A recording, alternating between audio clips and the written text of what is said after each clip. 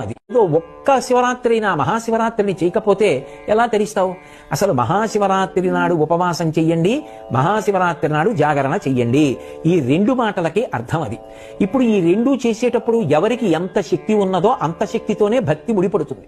మహాశివరాత్రి పరమ పుణ్యప్రదమైన కాలం. ఒక్కొక్క కాలమునందు ఒక్కొక్క రకంగా ఈశ్వరానుగ్రహం వెదజల్లబడుతుంటుంది. మహాశివరాత్రి నాడు చేసేటటువంటి ఉపాసన కొన్ని కోట్ల జన్మలకి సరిపడగలిగినంత అనుగ్రహాన్ని ఈశ్వరుడు వెదజల్లేటటువంటి కాలం. ఉపాసనలో మహాశివరాత్రి కాలము పరిపూర్ణమైనటువంటి శివానుగ్రహాన్ని పొంది ఉండేటటువంటి కాలం. ఏమి మధ్యాహ్నం 3 గంటలకు ఎందుకు పూజ చేయరు? తెల్లవారుజామున బ్రాహ్మీ ముహూర్తంలో ఎందుకు పూజ చేస్తాం? బ్రాహ్మీ ముహూర్త సమయంలో అమ్మవారి యొక్క అనుగ్రహ తరంగములు వాతావరణం అంతా నిండి ఉంటాయి.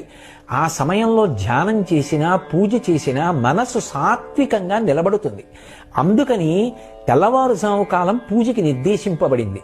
అలాగే మహాశివరాత్రి ఒక సంవత్సరాన్నంతటినీ కూడా ఒక రోజుగా ప్రమాణంలో తీసుకుంటే అత్యంత పరిపుష్టమైన దైవానుగ్రహాన్ని వెదజల్లేటటువంటి కాలం. అంత గొప్ప కాలం కాబట్టి ఆ కాలాన్ని దుర్వినియోగం చేసుకోకుండా ఎవరు శివానుగ్రహం పొందడానికి ప్రయత్నిస్తారో వాళ్ళందరూ కూడా ఈశ్వర కృపకు పాత్రులవుతారు.